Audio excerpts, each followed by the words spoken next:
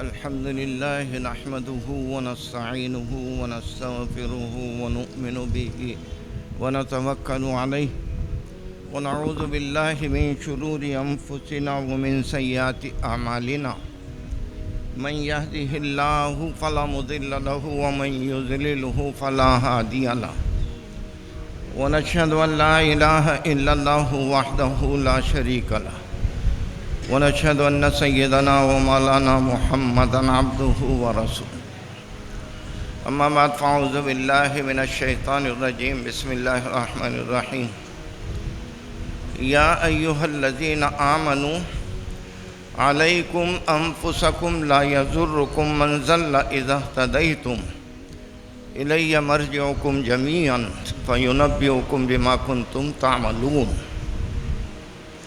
وقال النبي صلى الله عليه وسلم حاسبوا قبل أن تحاسبوا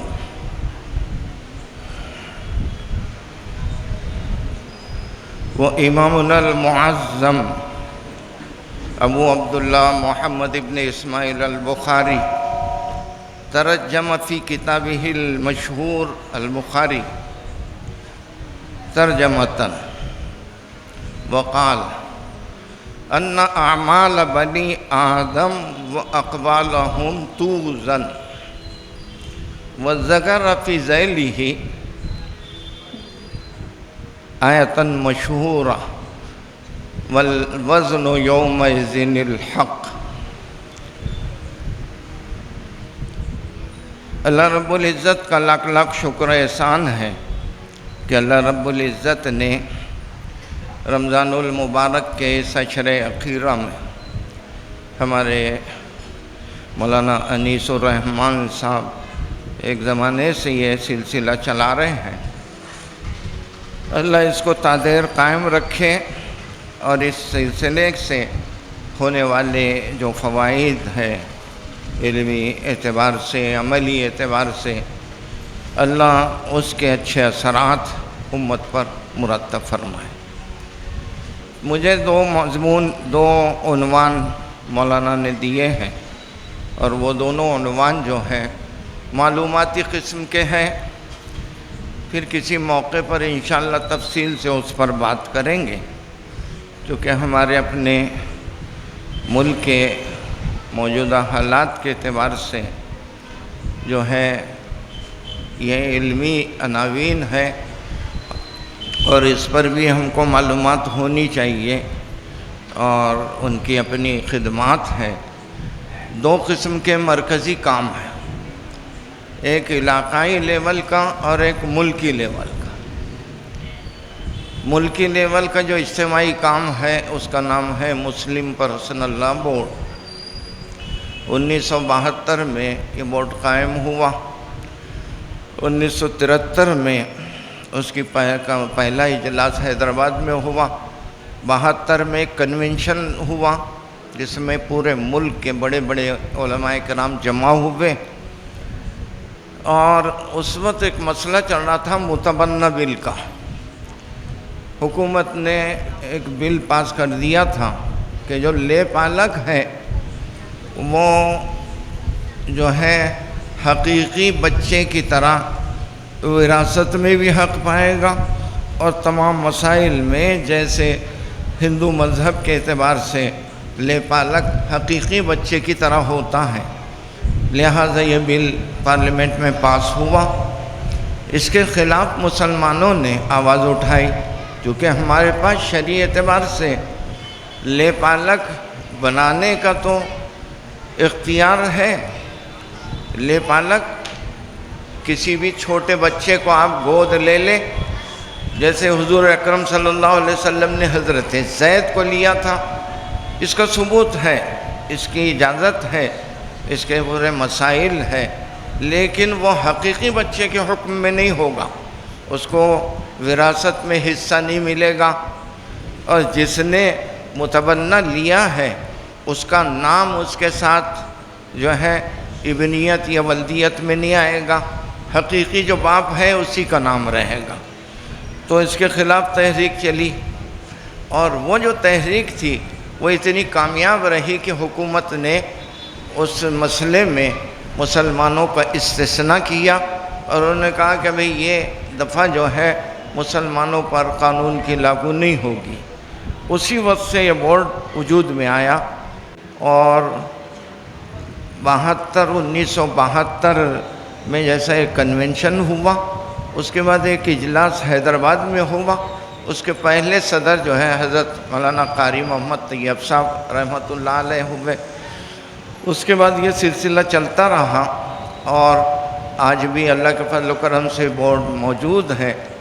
اور بڑے افسوس کے ساتھ آپ نے یہ خبر سنی ہوگی 2 روز قبل ہی حضرت مولانا رابع حسن صاحب ندوی، جن کو ہم مدظ اللہ العالی کہتے تھے، اب ان کو رحمۃ اللہ علیہ کہنا پڑ رہا۔ یہ اس وقت کے ہمارے مسلم فیصلہ بورڈ کے صدر تھے، ان کا انتقال ہو گیا، اللہ ان کی مغفرت کرے، پسمان لگان کو صبر جمیل عطا فرمائے۔ تو یہ ایک مختصر سا تعارف بورڈ کا ہے۔ ایسی عمارت شریعہ یہ ایک علاقائی لیول کی مرکزی جو ہے ایک کمیٹی بولیے یا ایک جو ہے تنظیم ہے، اس کے بھی بہت کام ہے۔ بورڈ کے کاموں میں سے 3-4 کام آپ ذہن میں رکھیں۔ ایک ہے اصلاح معاشرہ، اور دوسرے ہے دارالقضاء، اور تیسرے ہے تفہیم شریعت۔ پھر کسی موقع پر انشاءاللہ تفصیل سے اس پر بات کریں گے۔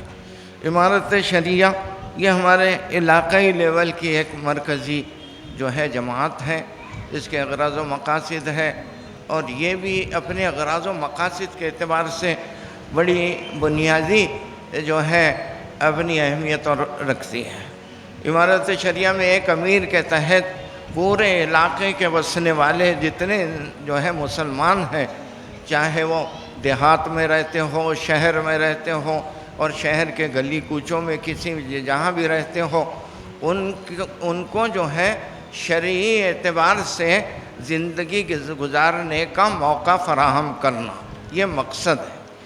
اور اس کی ایک تنظیم ہے، اور وہ تنظیم اتنی جامع ہے کہ اگر اس کو سمجھ لیا جائے تو ہر ایک آدمی سمجھے گا کہ یار عمارت کا کام بڑا بنیادی کام ہے۔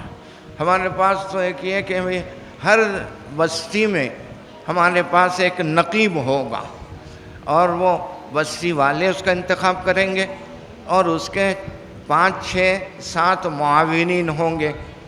اب یہ ہر ایک بستی کا نقیب ہوگا، ہر ایک محلے کا نقیب ہوگا، اس کے معاونین ہوں گے، اور پھر جو ہے معاونین کے ساتھ وہ کام وہاں پر جو ہے اصلاحی بھی کام کرے گا، دعوتی کام بھی کرے گا، علمی کام کرے گا، معاشرے کے سدھار کا کام کرے گا، اور اس کی ایک تنظیم ہے۔ پہلے تو یہ جو نقبہ کی تنظیم ہے یہ اتنی جامع کہ ہر ایک بستی کا ایک نقیب ہوگا، پھر ہر ایک تعلقے کا جو ہے رئیس النقبہ ہوگا، اور پھر ہر ضلع کا ایک جو ہے صدر النقبہ ہوگا۔ تو یہ ایک تنظیم ہے، اور یہ سب جو ہے نقبہ جتنے بھی ہیں یہ امیر شریعت کے نمائندہ ہوں گے۔ اب اس میں ہر شہر، ہر محلے میں یہ لوگ کیا ہے کہ عشر جمع کریں گے، اور عشر جمع کر کے اسی محلے کے یا اسی گاؤں کے غریبوں میں تقسیم کریں گے۔ عشر جمع کر کے مرکز میں نہیں بھیجیں گے، بلکہ وہیں کے لوگوں کی جو ہے وہ مدد کریں گے۔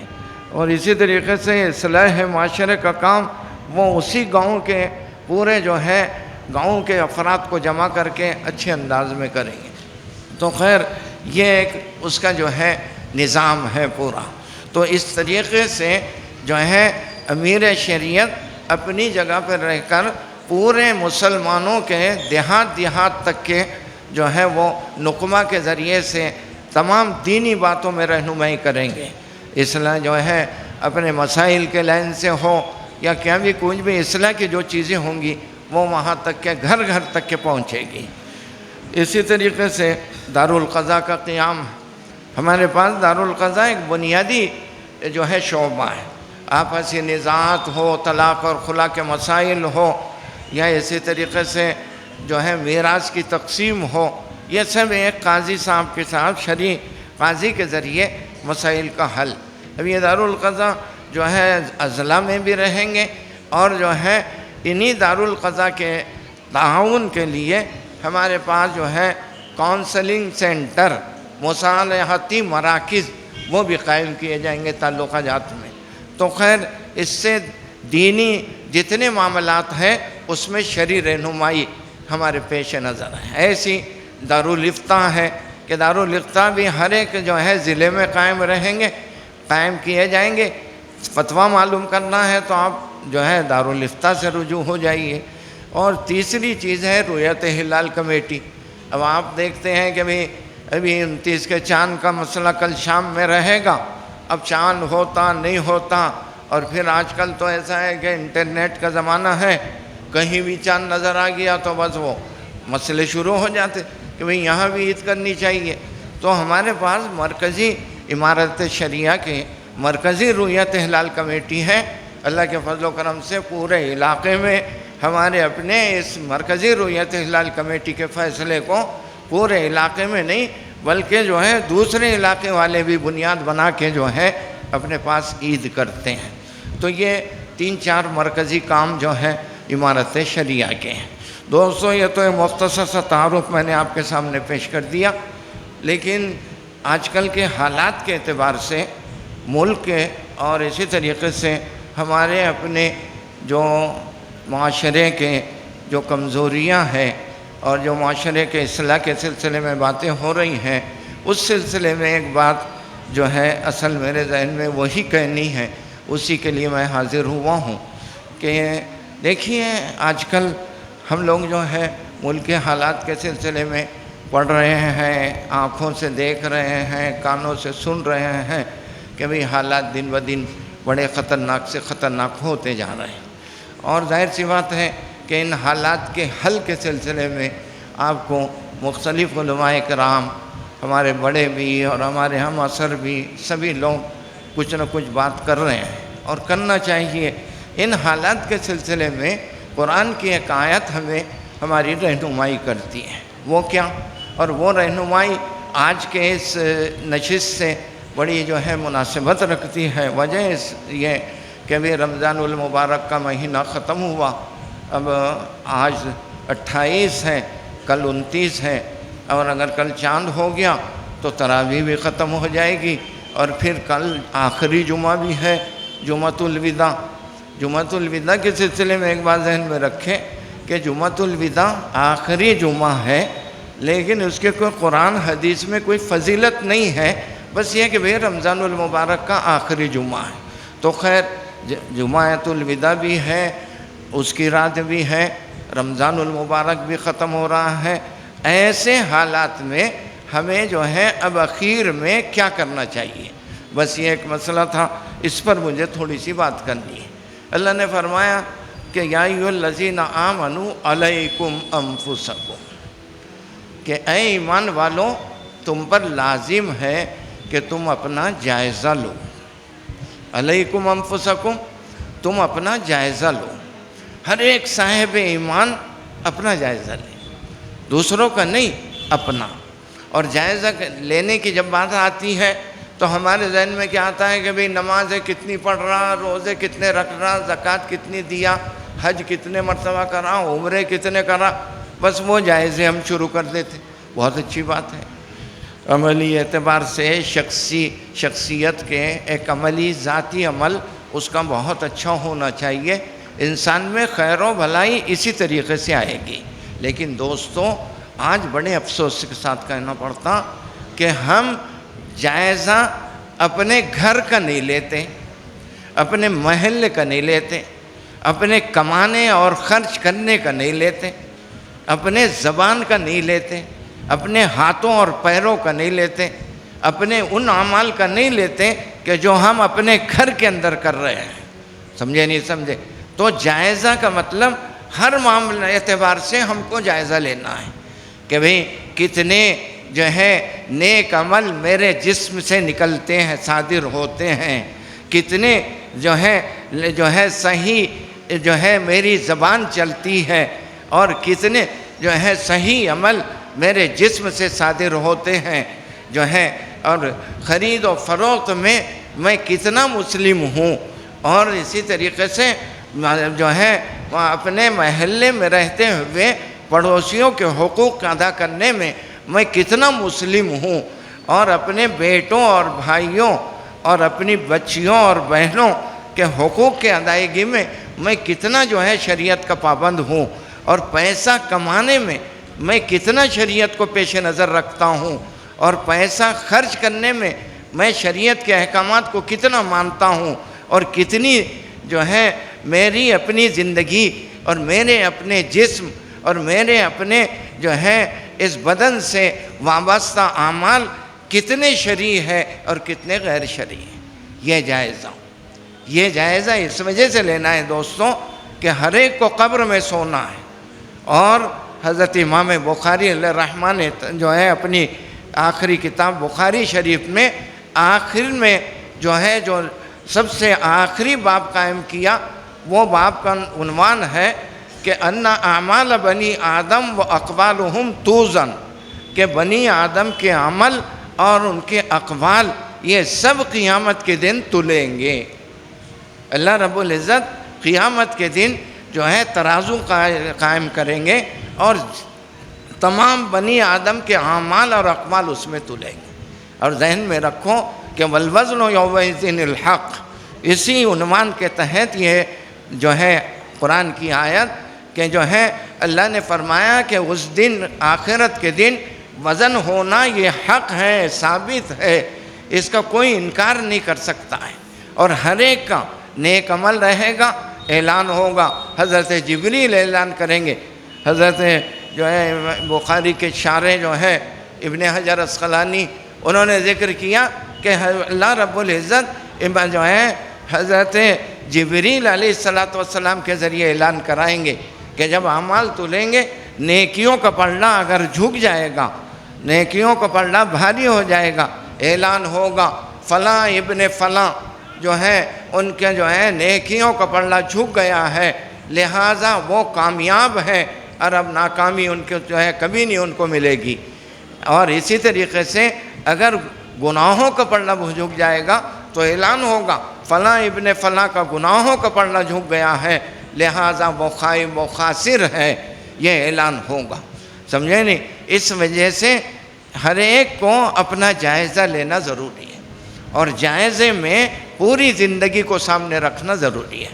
وجہ کیا کہ علیکم انفسکم لا یضرکم من ضل اذا اہتدیتم، اللہ فرماتے ہیں کہ تم اپنا جائزہ لو، اور جائزہ لینے کے بعد جب تم یہ طے کر لو کہ مجھے راہ راست پر آنا ہے، اور مجھے اپنے اعمال سے توبہ کر کے نیک عمل اختیار کرنا ہے، اگر تم ہدایت پر آ جاؤ لا یضرکم من ضل، جتنے راستے سے بھٹکے ہوئے ہیں، چاہے وہ یہودی ہو، نصرانی ہو، مجوسی ہو، ہندو ہو، کسی بھی جماعت سے تعلق رکھتے ہو، اور کتنے بھی خطرناک عزائم رکھتے ہو، لا یضرکم، وہ تمہیں ذرہ برابر تکلیف نہیں پہنچا سکتے۔ آج سے جو مسائل اور نقشے جو بن رہے ہیں کہ صاحب باطل طاقتیں دندناتی پھر رہی ہیں پورے ملک میں، اور مسلمانوں کو بالکل جیسے کیڑے اور مکوڑوں کی طرح مسل دیا جا رہا ہے۔ ذہن میں رکھو اس سے بچنے کا صرف ایک یہی طریقہ ہے کہ ہم توبہ کر کے ہدایت پر آ جائیں، کہ علیکم انفسکم، کہ جب تم اپنے نفسوں کا جائزہ لوگے اور ہدایت پہ آ جاؤ گے، توبہ کر کے نیک راستے کی طرف آ جاؤ گے، لا یضرکم، پھر تمہیں کوئی تکلیف نہیں پہنچا سکتا ہے۔ سمجھے نہیں؟ من ضل اذا اہتدیتم۔ اس کے بعد اللہ فرما رہے الی مرجعکم جمیعا، تم کو ہر ایک کو ہمارے پاس آنا ہے۔ دیکھیے دو جائزے ہیں، ایک ہے انسان کا زندگی میں جائزہ لے لینا مرنے سے پہلے۔ اب اگر وہ کامیاب انسان ہے کہ جو مرنے سے پہلے اپنا جائزہ لے لے کہ میں اپنے جیسے نماز کے بارے میں سوچتا ہوں، روزے کے بارے میں سوچتا ہوں، اور نہ صرف سوچتا ہوں بلکہ ابھی یہ مولانا کے پاس مسائل ہے کہ بھئی نماز روزے کے تو مسائل اتنے پوچھے جاتے ہیں، اور بہت اچھی بات ہے پوچھئے، اور بغیر پوچھے کچھ نہ کیجئے، لیکن آپ تجارت کے بارے میں کیوں نہیں پوچھتے ہیں؟ سود کے بارے میں کیوں نہیں پوچھتے؟ جھوٹ کے بارے میں کیوں نہیں پوچھتے؟ اپنے حقوق کے ادائیگی کے بارے میں کیوں نہیں پوچھتے؟ کیوں نہیں مسئلہ معلوم کرتے کہ میری جو ہے والد کا انتقال ہوا اور ہمیں بہنوں کو بھی حصہ دینا ہے؟ جیسے شریعت نے بھائیوں کا، بیٹوں کا حصہ متعین کیا، بیٹیوں کا بھی حصہ متعین کیا، ہمیں بیوی کا حصہ دینا ہے، ہمیں اپنی والدہ کا حصہ جو ہے متعین کرنا ہے، یہ کیوں نہیں پوچھتے؟ تو کہا کہ جو ہے یہ ساری چیزیں یہ کہ جب ہم اس کے بارے میں توبہ کر لیں گے کہ اگر کچھ کمی رہ گئی، توبہ کر کے ہدایت جو ہے کا راستے پر آ جائیں گے، تو اللہ کہہ رہے ہیں کہ پھر تمہیں کوئی تکلیف نہیں دے گا۔ اللہ فرماتے ہیں الیہ مرجعکم جمیعا، کہ دیکھو ہمارے پاس تم سب کو آنا ہے، فَيُنَبِّئُكُم بِمَا كُنتُمْ تَعْمَلُونَ، کہ دیکھو تم نے دنیا میں جائزہ نہیں لیا، اگر تم دنیا میں جائزہ لیتے تو آج مسئلہ اتنا بگڑا ہوا نہ ہوتا۔ تو کہا کہ الیہ مرجعکم جمیعا، تم سب کو میرے پاس آنا ہے، فَيُنَبِّئُكُم، پھر اللہ تعالیٰ بتلائیں گے بِمَا كُنتُمْ تَعْمَلُونَ، کہ دیکھو میاں تم نے دنیا میں جائزہ تو نہیں لیا، لیکن تم فلاں کام کرتے تھے کہ نہیں کرتے تھے، یہ اللہ بتلائیں گے۔ تو ذہن میں رکھو، اسی کو اللہ کے رسول نے فرمایا حاسبوا قبل ان تحاسبوا، کہ تم اپنا محاسبہ کرو، تم اپنا جائزہ لو، تم اپنے جو ہے اعمال کے حساب کتاب کو دیکھو کہ اعمال میں ہم کتنے صحیح عمل کر رہے ہیں اور کتنے غلط کر رہے ہیں، قبل ان تحاسبوا، اس سے پہلے کہ تمہارا محاسبہ اللہ رب العزت کرے۔ سمجھے نہیں سمجھے؟ تو کہنے کا محاسن یہ دوستوں کہ یہ آخری جمعہ ہے کل کا، اور یہ جمعہ کی رات ہے، رمضان المبارک بھی ختم ہو رہا ہے، برکت والا مہینہ ختم ہو رہا ہے۔ اور ایک بات ذہن میں رکھیں کہ یہ رمضان المبارک کی فضیلت ہم نے 10 دنوں میں سنی ہے مختلف انداز سے۔ اس رمضان المبارک کے بارے میں ایک بات ذہن میں رکھیں کہ اللہ کے رسول حضرت محمد صلی اللہ علیہ وسلم کی دعا اس پر آمین، اور حضرت جبریل کی بد دعا، جو رمضان المبارک میں اپنی مغفرت نہ کروائے اس کے لیے حضرت جبریل کی بد دعا اور اللہ کے رسول کی آمین ہے۔ سمجھے نہیں سمجھے؟ جہاں رمضان کے فضائل ہم نے سنے اور رمضان میں کرنے کے سلسلے میں کہ بھئی فلاں چیز کرے، تراویح پڑھے، اور ذرا سی بات پر مغفرت کے جو ہے وعدے ہیں کہ بھئی روزہ رکھنے پر مغفرت، تراویح پڑھنے پر مغفرت، سحری کھانے پہ مغفرت، سمجھے نہیں سمجھے؟ قیام لیل، تہجد پڑھنے پر مغفرت، یہ جو مغفرت کے وعدے ہیں یہ اس وجہ سے ہیں کہ بندے کوئی بھی ایسا ادنا سے ادنا مسلمان بھی نہ رہے کہ جو مغفرت اپنی نہ کروا لے، اور اگر کوئی ہے اس کے لیے بد دعا ہے۔ سمجھے نہیں سمجھے؟ تو کہنے کا محصل یہ ہے کہ یہ آج کی شب، کل کا دن، یہ دونوں کے دونوں یہ جائزے کے دن ہیں۔ سمجھے نہیں؟ ہر ایک مسلمان، ہر ایک آدمی اپنا جائزہ لے۔ ہمارے مولانا ریاض الدین صاحب فاروقی اکثر کہا کرتے تھے کہ جب یہ جائزے کی بات آتی تو لوگ دوسروں کے جائزے شروع کر دیتے۔ علماء کرام کیا کر رہے، کوئی بولتے پڑھے لکھے کیا کر رہے، کوئی بولتے شہر والے کیا کر رہے، کوئی بولتے مالدار کیا کر رہے، کوئی بولتے علم والے کیا کر رہے۔ یہ جائزے تو بہت ہوتے ہیں بولے، لیکن کوئی اپنا کچا چٹھا اپنا جائزہ نہیں لیتا۔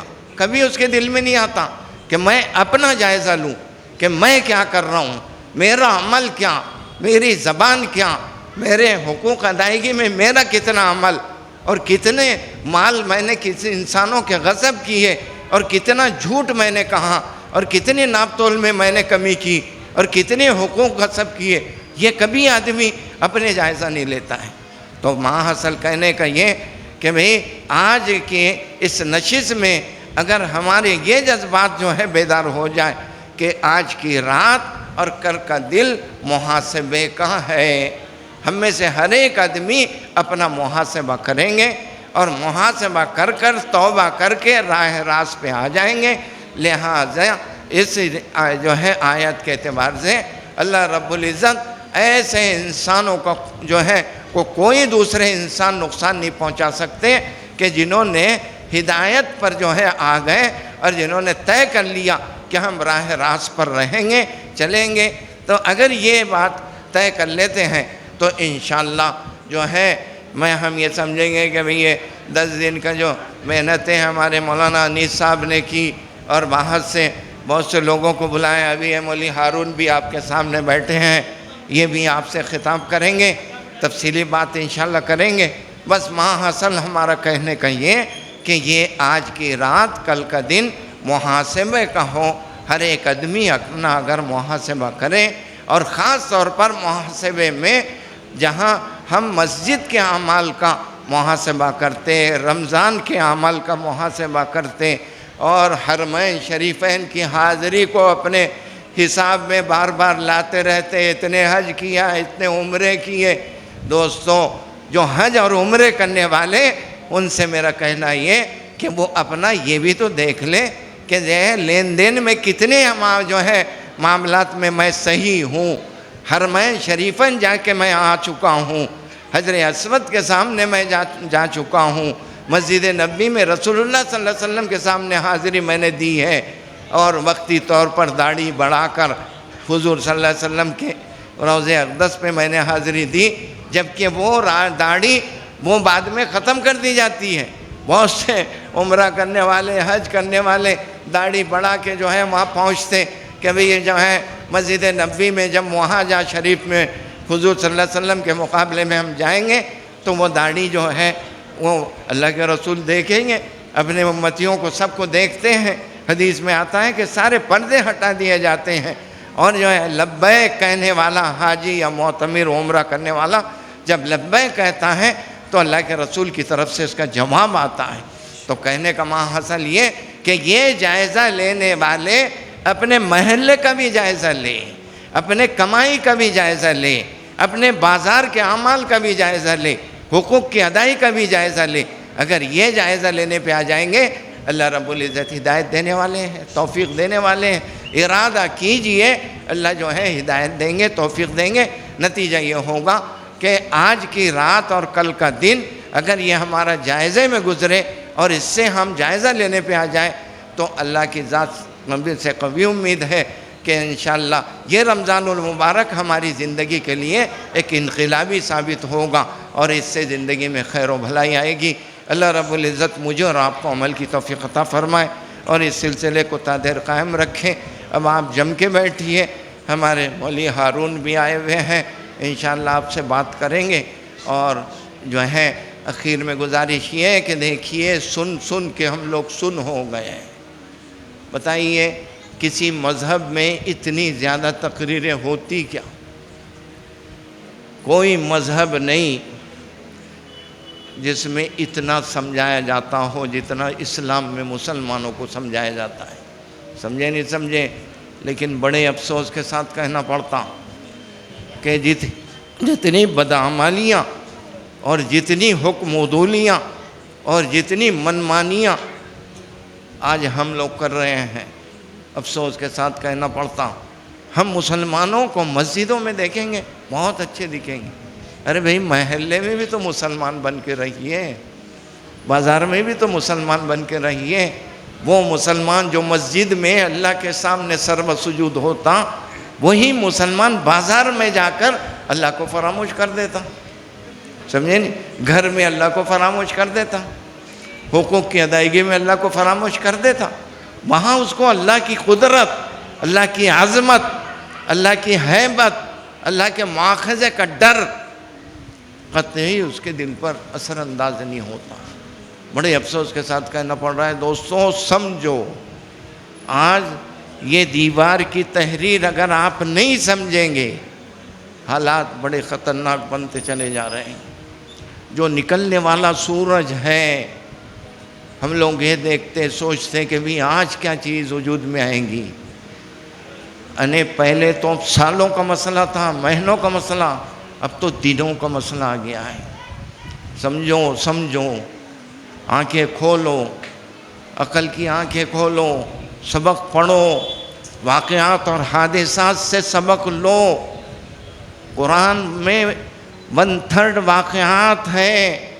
یہ واقعات کیوں ہیں؟ عبرت کے لیے ہے۔ وہ واقعات عملی طور پر ملک میں پیش آ رہے۔ سمجھو، سوچو، عقل سے کام لو، فیصلے کرو۔ تمہارے ہمارے فیصلوں پر اوپر کے فیصلے صادر ہوں گے. سمجھے نہیں؟ جب تک ہم نہیں سدھریں گے اوپر سے کم من فیۃ قلیلۃ غلبت فیۃ کثیرۃ باذن اللہ، کتنی معمولی چھوٹی چھوٹی ٹولیاں بڑے بڑے مجموعوں پر بھاری ہو جاتی ہیں جب مقابلہ ہوتا ہے باذن اللہ، اللہ کے حکم سے. اوپر سے آرڈر آتا ہے. انسان کو کوئی کچھ نہیں کرتا، سب اوپر سے آتا ہے. کھولیے ذہن کو، کھولیے دل دماغ کو، کھولیے اثر لیجئے اور کچھ کرنے کا عزم کیجئے، اپنی زندگی کو تبدیل کیجئے. ہماری جیسا مسجدیں بھری ہوئی ہیں، مسجدوں میں اللہ کے لیے آنسو نکل رہے ہیں، لیکن بازار بھی بھرا ہوا ہے. جا کے دیکھیے بازار میں بھی لوگ ہیں، ہم سے زیادہ بڑا مجمع بازار میں ہے. سمجھے نہیں؟ اور رمضان کا مہینہ ہے، آخری عشرہ جس کی سب سے زیادہ فضیلت ہے رمضان میں، اسی میں بازار لگتے ہیں. عشرے اخیرہ میں بازار ہم لگاتے کہ تم جتنا ایمان تمہارا ہے اس کو داؤ پہ لگا سکتے آ جاؤ. جتنے علماء کرام بلاتے سمجھاتے تقریریں کرتے، اس سے بڑا مجمع وہاں پر موجود ہے. وہاں شیطان سب کر رہا ہے. یہاں جو ہم سمجھا رہے ہیں اس سے زیادہ چیزیں وہاں سمجھائی جا رہی ہیں، اس سے زیادہ لوگ متاثر ہو رہے ہیں. سمجھے نہیں؟ یہ مجمع ہمارا جو ہے مخصوص مجمع ہے. یہ مقصد بیچارے یہ مجمع ہمیشہ حاضر ہے، یہ ہر چیز سن لیتا ہے، لیکن وہ نوجوان کہاں ہے جن کو آج سمجھانے کی ضرورت ہے؟ وہ کہاں ہے تاجر تجارت کرنے والے؟ ان کو سمجھانے کی ضرورت ہے. کہاں ہے وہ تاجر؟ کہاں ہے وہ نوجوان؟ اور کہاں ہے وہ مسلم بچیاں اور عورتیں کہ جس سے بازار سمجھا ہوا ہے؟ تو خیر کہنے کا ماحصل یہ دوستوں، ہم کو بہت غور و خوض کرنا ہے، ہر ایک کو اپنے عمل کا جائزہ لینا ہے. اگر ہم اس پہ آ گئے، اللہ کی ذات قوی ہے. اللہ اپنے فیصلے میں کسی کا جو ہے کمی جو ہے، اللہ کے پاس قدرت کاملہ ہے، اور اللہ منٹوں میں سارے حالات کو درست کر سکتا ہے. کسی سے ڈرنے کی ضرورت نہیں، صرف اللہ سے ڈرو، وہی سب کچھ کرنے والا ہے. سمجھے نہیں سمجھے؟ اللہ رب العزت مجھے اور آپ کو عمل کی توفیق عطا فرمائے. وآخر دعوانا الحمدللہ رب العالمین.